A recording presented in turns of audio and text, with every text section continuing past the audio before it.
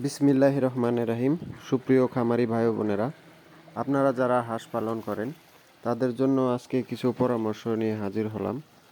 ছোট্ট ভিডিও করব, ভিডিওটা খুবই গুরুত্বপূর্ণ, পাশে থাকবেন অবশ্যই। আশা করি শুরু থেকে শেষ পর্যন্ত দেখবেন। তো এই যে দেখতে পাচ্ছেন, হাঁসগুলো পানিতে ছেড়ে দিয়েছি।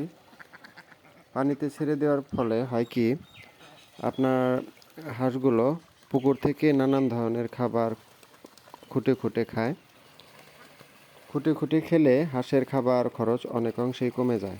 হাঁস পালনের অন্যতম প্রধান শর্ত হচ্ছে হাঁসের খাবার। আপনারা জানেন, মুরগির তুলনায় হাঁস অনেক বেশি খাবার খায়। সেই জন্যেই অনেক খামারি হাঁস পালন করার সময় অনেক হাঁস কিনে পরে কিছুদিন পরে আর খাবার দিতে পারে না।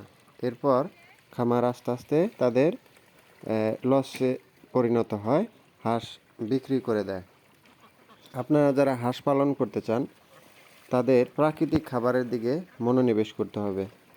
দেখতে পাচ্ছেন আমার পুকুরে যে কচু, এই কচুগুলো আমি পরিষ্কার করে দিতেছি না ইচ্ছা করেই।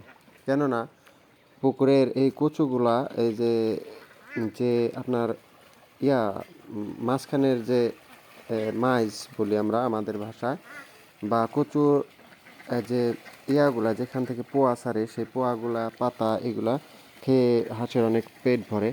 এছাড়া ছোট মাছ কাদার মধ্যে থেকে ওরা ঠুকরি ঠুকরি অনেক কিছু খায়। এতে আমার খাবার খরচ অনেক বেঁচে যায়। আপনারা প্রাকৃতিকভাবে খাবার যদি ব্যবস্থা না করতে পারেন, শুধু কেনা খাবারে হাঁস পালন করে লাভের মুখ দেখা খুবই কষ্ট।